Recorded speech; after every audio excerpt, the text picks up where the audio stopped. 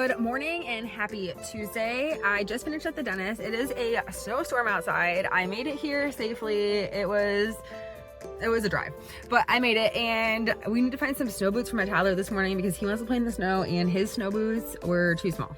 It is cold out. I am getting gas. Of course, I waited till the snowstorm to get gas, but that's just how it is. I'm just going to find some food for The shopping trip was a success, and we got more than we should have. Oh well. Heading home from the store, let me know in the comments if it snowed where you live, does it snow where you live, and are you going to play in the snow too?